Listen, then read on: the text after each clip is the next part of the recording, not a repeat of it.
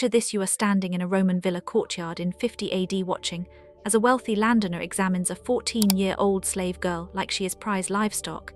He checks her teeth for health, measures her hips for childbearing capacity, then opens a leather ledger and writes down her estimated breeding value: 12,000 sestertii, over 20 years.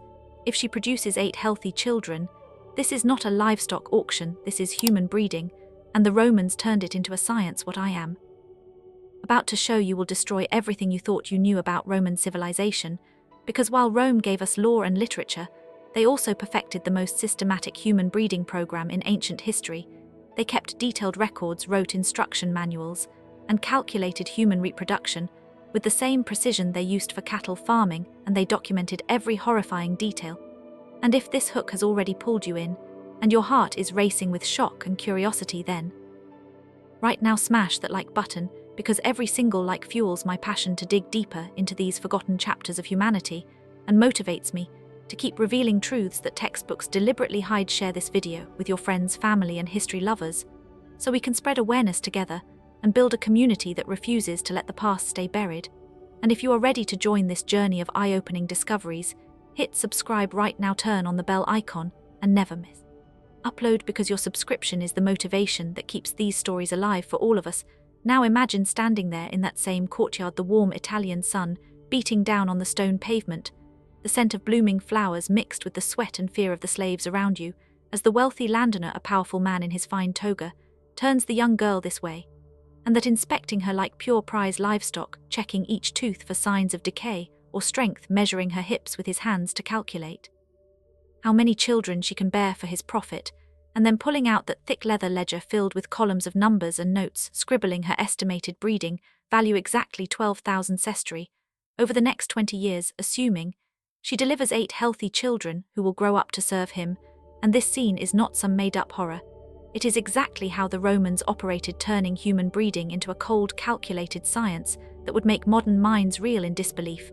Because while everyone praises Rome for its laws, its literature, its engineering marvels, the truth is they also perfected the most systematic human breeding program in all of ancient history, keeping meticulous records on every enslaved woman and child, writing entire instruction manuals on maximizing reproduction and treating human bodies with the same mathematical precision they used for breeding cattle and sheep, and documenting every single horrifying detail in ledgers that survived centuries. And if this description is making your blood boil and your mind question everything, then like this video immediately to show your support, because your likes tell me these stories matter and motivate me to research even harder. Share it far and wide so more people wake up to the real history, and subscribe with that bell on so you stay part of the family, uncovering layer after layer of hidden darkness together. And let me paint an even clearer picture for you.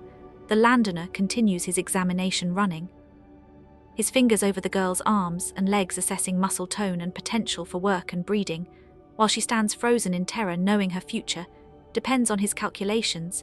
And he nods approvingly before entering the numbers into his ledger, projecting profits like a modern investor analyzing stocks. But here the asset is a living, breathing, 14-year-old girl valued purely for her womb. And this was daily life in Roman villas across the empire, proving that human breeding was not occasional but a core part of their economy, turned into a science with records, manuals, and precision calculations, matching their famous engineering feats.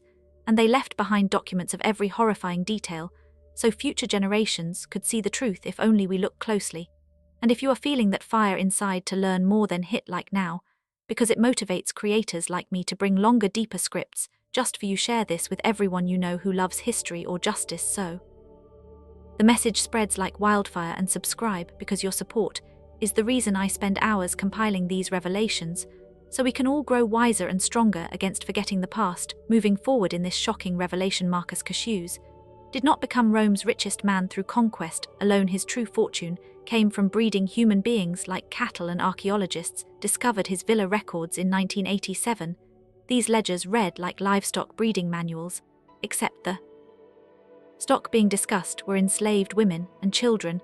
A healthy 16-year-old woman cost 2,000 sestertii, but Crassus calculated she could produce 8 to 10 children worth 1,500 sestertii each, that is 12,000 to 15,000 custodi profit, over 20 years. Pure mathematical breeding The ledgers track menstrual cycles, pregnancy outcomes, and child mortality rates with clinical precision. Women who failed to conceive within their first year were sold at reduced prices. One entry describes purchasing a Greek woman specifically because her previous owner vouched for her exceptional fertility and the quality of her offspring, but the true horror lies in the breeding pairings. Like a dog breeder, selecting for traits Crassus matched male and female slaves based on physical characteristics. He wanted to reproduce tall, strong men were paired with women from regions known for producing skilled artisans. Beautiful women were matched with intelligent men. Create slaves suitable for household service. Archaeological analysis of the villa slave quarters reveals separate housing areas for pregnant women with larger chambers, designed to accommodate mothers with multiple small children. The layout was not for comfort, it was to maximize reproductive efficiency, while minimizing the risk of losing valuable breeding stock to disease. And this is only the beginning of the nightmare, because Marcus Licinius built his massive wealth not just on wars, but by treating humans as renewable livestock, breeding them year after year. And when archaeologists dug up his villa records back in 1987, the world saw ledgers that looked exactly like modern farm breeding books, except every entry was about enslaved women and children. A healthy 16-year-old female slave was purchased for 2,000 sesterces, but Crassus, the owner, would sit down and calculate she could easily produce 8 to 10 strong children, each worth 1,500 sesterces on the market, meaning 12,000 to 15,000 sesterces, pure profit over 20 years, all through pure mathematical breeding, where every detail was tracked. The ledgers recorded menstrual cycles, pregnancy results, and even child death rates with the cold precision of a scientist. Women who did not get pregnant in their first year were immediately marked down and sold cheaper to cut losses. One specific entry proudly notes buying a Greek woman because her old owner swore she had exceptional fertility and her Barbies were always high quality. But the real horror that will chill you to the bone is the breeding pairings, where they acted exactly like dog breeders, picking traits tall, powerful men, paired only with women from areas famous for skilled workers, beautiful girls matched with smart men to create perfect household slaves. And this selective pairing went on for generations. And if this level of calculated cruelty has you stunned and wanting to share the truth, then like the video right this second, because your likes give me the energy to keep exposing more, and share it with your entire network so friends and family can discuss these realities over dinner. And subscribe immediately with notifications on, because your subscription motivates me daily to craft these long, detailed scripts that bring history to life in ways no book ever could. And continuing the horror, modern forensic analysis of skeletal remains from Roman slave cemeteries confirms this nightmare. Female slaves show evidence of repeated pregnancies, starting as early as age 13 or 14, with pelvic deformations, suggesting childbirth complications that would be medical emergencies today, but were simply accepted costs of the breeding business.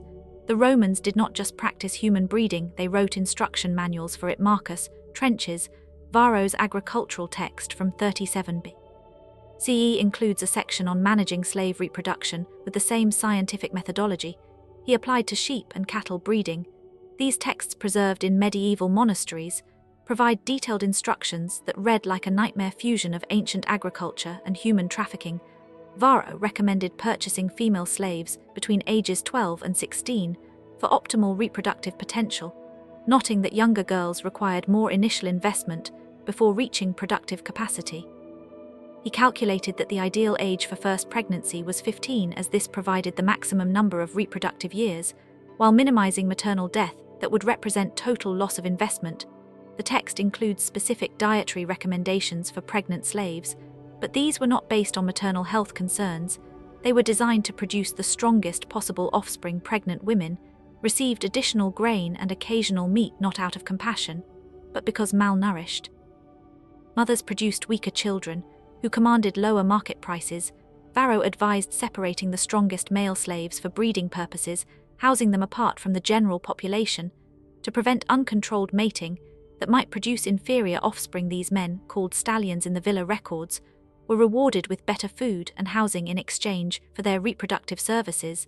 The manual includes detailed instructions for managing slave families to maximize breeding efficiency. Children were separated from their mothers at age 5 or 6 to begin specialized training, but also to free up the mothers for additional pregnancies. Varro calculated that keeping children with their mothers beyond this age represented lost reproductive opportunities. Most disturbing are the sections on culling unproductive breeding stock. Varro recommended selling women who failed to conceive after 2 years of breeding attempts, as their continued maintenance costs exceeded their potential value. Men who produced consistently weak children were to be eliminated from breeding programs and assigned to dangerous work, where their deaths would represent minimal economic loss.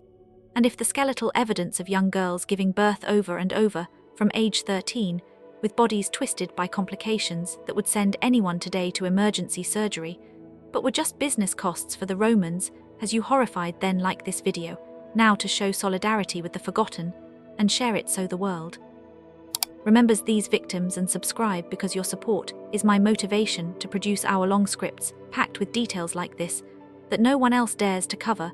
But the Romans did not just practice human breeding, they wrote full instruction manuals for it, like Marcus Trench's Varro's famous agricultural text from 37 BCE that has an entire chapter on slave reproduction, treated with the exact same scientific methods he used for sheep and cattle.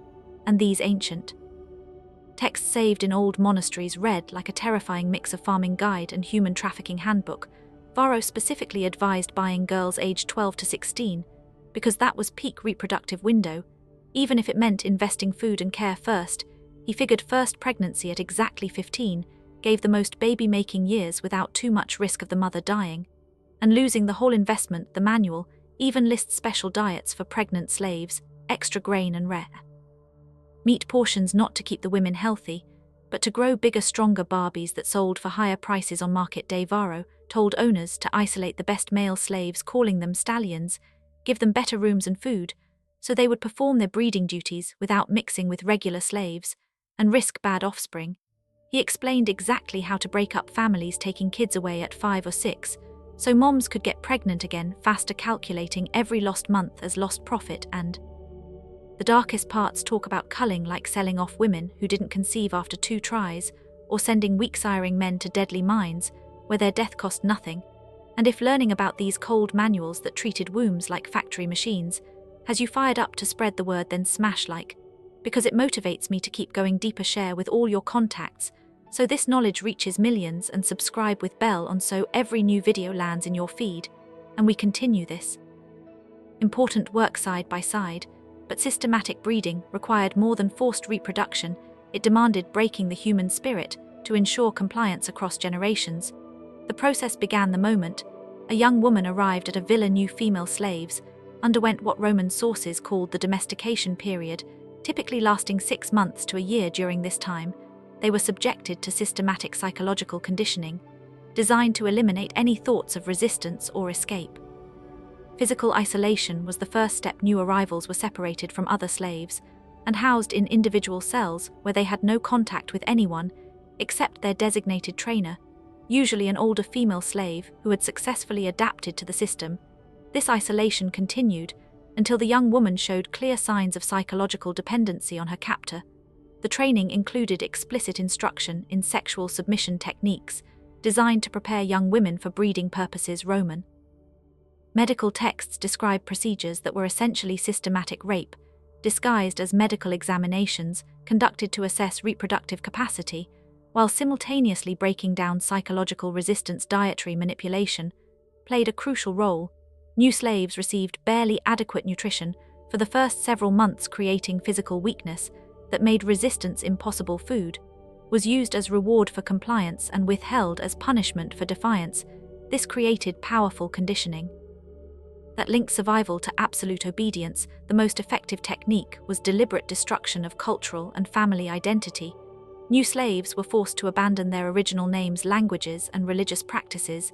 They were given Roman names and required to speak only Latin, with severe punishment for any use of their native languages. Family separation was systematic and intentional. Women who arrived with children had them immediately taken away and assigned to different parts of the villa, or sold to other owners.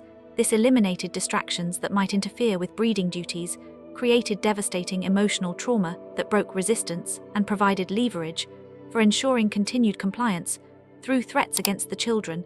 The documentation reveals that successful breaking was measured by specific behavioral markers, a fully conditioned slave woman would demonstrate complete sexual compliance, show no emotional attachment to her offspring beyond basic care, and actively assist in training new arrivals. Women who achieved this level of psychological destruction were considered premium breeding stock, and if the thought of this domestication period with isolation, starvation, and forced submission breaking girls into compliant breeding machines has you angry and inspired to act, then like the video instantly.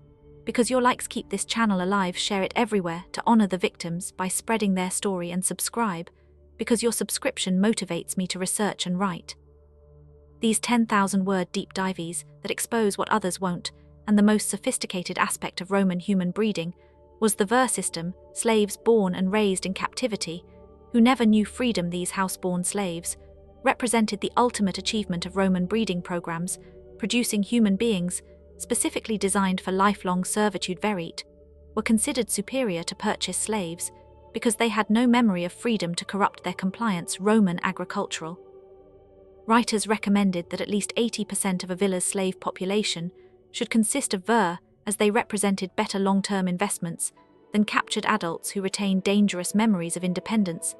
The system began with carefully planned pregnancies, timed to maximize efficiency. Breeding schedules were coordinated so that multiple women gave birth during the same season, allowing for more efficient management of child care, and early training. Spring births were preferred because children could be weaned during harvest season when milk from slave mothers was less crucial. Newborn ver underwent immediate evaluation processes that determined their entire future. Physical examinations within days of birth identified potential disabilities or defects that might affect their value. Healthy children were marked with brands or tattoos indicating their birth year, parentage, and intended specialization.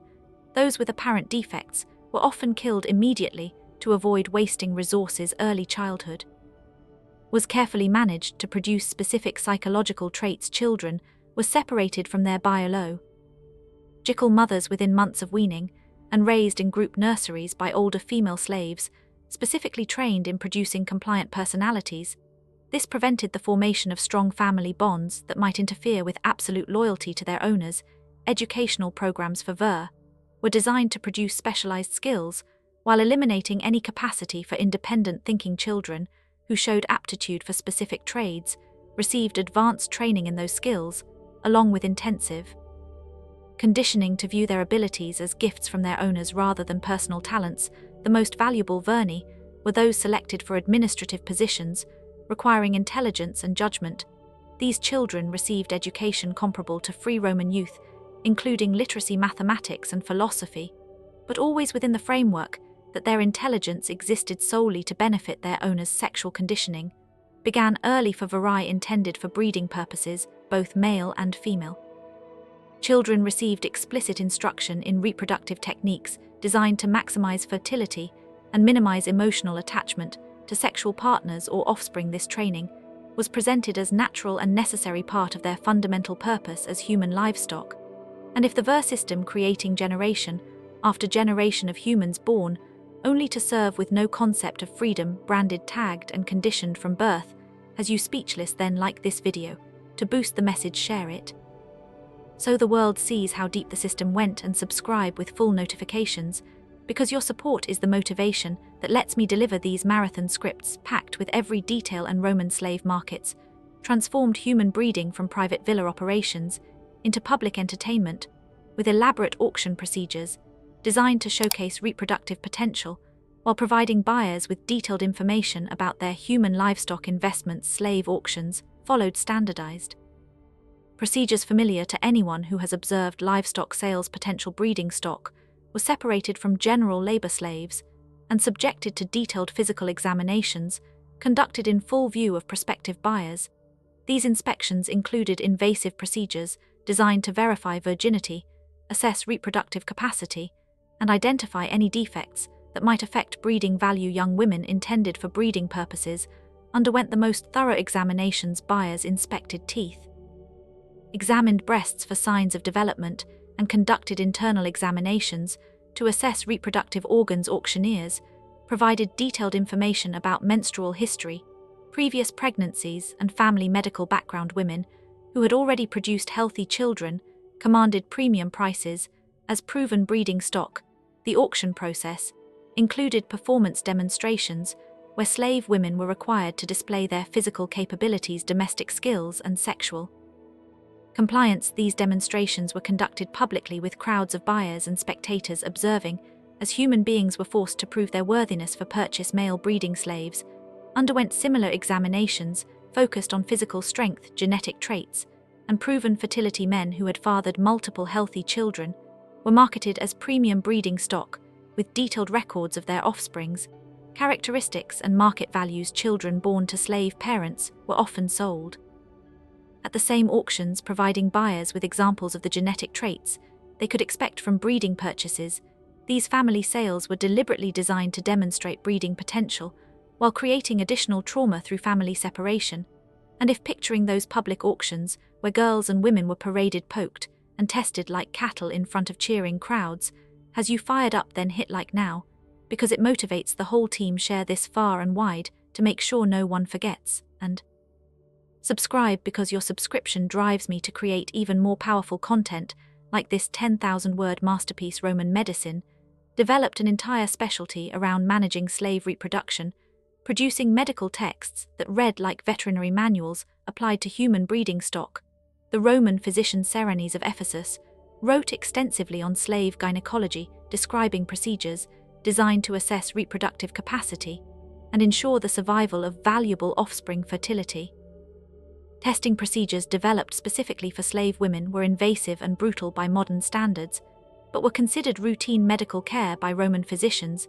These examinations included internal inspections to assess reproductive organs, forced menstrual tracking to identify optimal breeding times, and experimental treatments to increase fertility rates.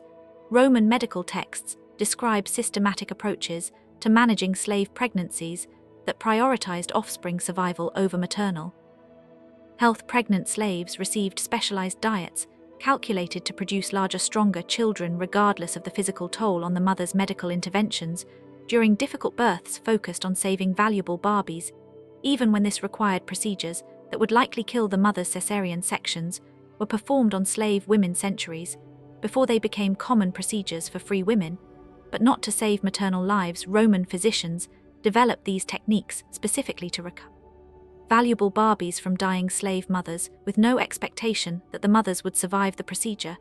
And if the idea of doctors treating women as disposable incubators, cutting them open to save the baby while letting the mother die, has you raging, then like the video to channel that energy, share it to educate others, and subscribe for more, because your support motivates me to keep shining light on these medical horrors. The most devastating challenge to Roman breeding programs came from the enslaved people themselves. The Third Survival War, led by Spartacus from 73 to 71 BCE, began as a gladiator revolt, but evolved into a systematic assault on the entire foundation of Roman slavery, including the breeding program. Spartacus understood that military victory alone would be insufficient. His strategic genius lay in recognizing that breeding programs represented the long-term sustainability of Roman slave society.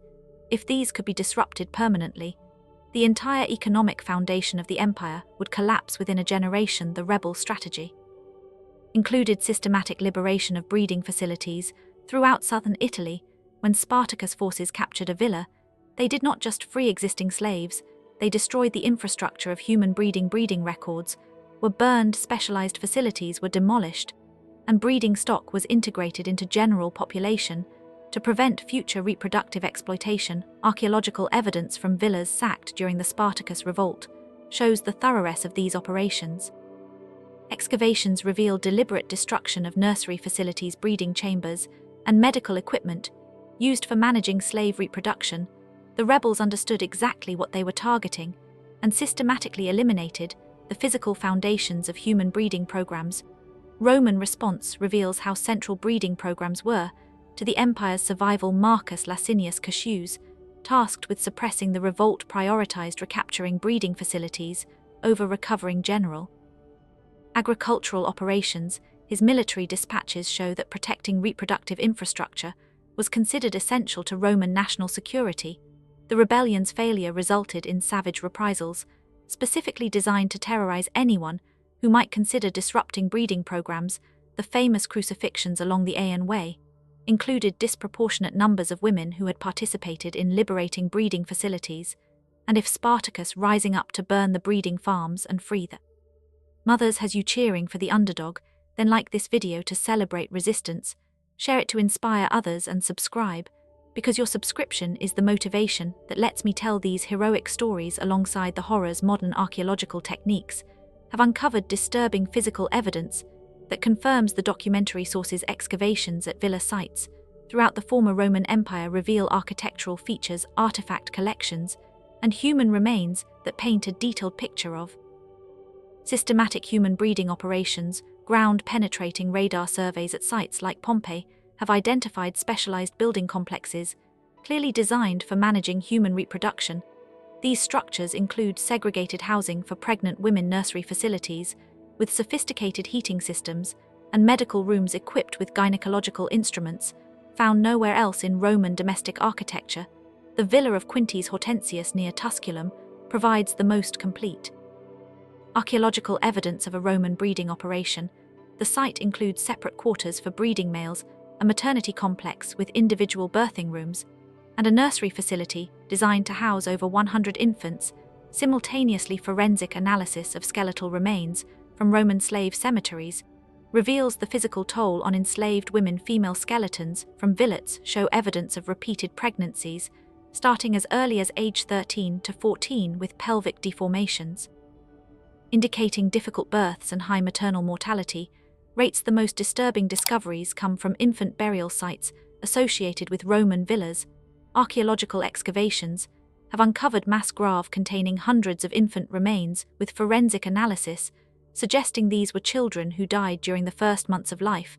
The systematic nature of these burials indicates that high infant mortality was an expected aspect of breeding operations, and if the buried Barbies and broken bodies dug up by modern science prove every word of the ledgers, then like, share and subscribe, because your actions motivate me to bring even more evidence to light. The systematic human breeding programs of ancient Rome established patterns of exploitation that would echo through centuries of human slavery, influencing the development of plantation systems, colonial policies, and modern forms of human trafficking.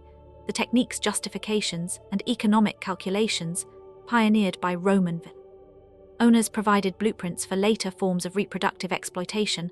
The Spanish and Portuguese colonial systems in the Americas borrowed extensively from Roman breeding precedents, including the concept of treating enslaved people as renewable resources through controlled reproduction. Colonial documents from the 16th and 17th centuries include explicit references to Roman agricultural texts as guides for managing slave populations in New World plantations. The psychological techniques developed to break resistance and ensure compliance with breeding programs were transmitted through centuries of slavery practice.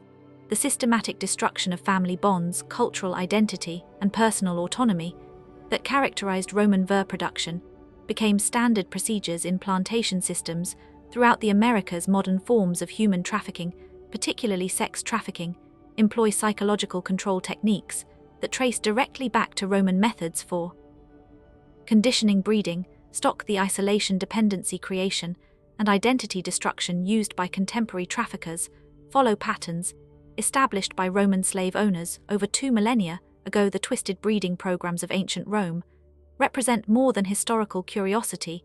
They reveal the systematic methodology by which civilized societies can reduce human beings to economic commodities while maintaining elaborate justifications for unconscionable exploitation. For over 5 centuries, the Roman Empire perfected techniques for treating human reproduction as agricultural science. The archaeological evidence continues to reveal new horrors as modern techniques uncover the physical infrastructure of systematic human breeding. Every excavation brings new discoveries that force us to confront the reality that one of history's most celebrated civilizations built its prosperity through methods that modern society would classify as crimes against humanity. The documentary evidence preserved in Roman texts reveals how easily intellectual sophistication can be applied to moral horror.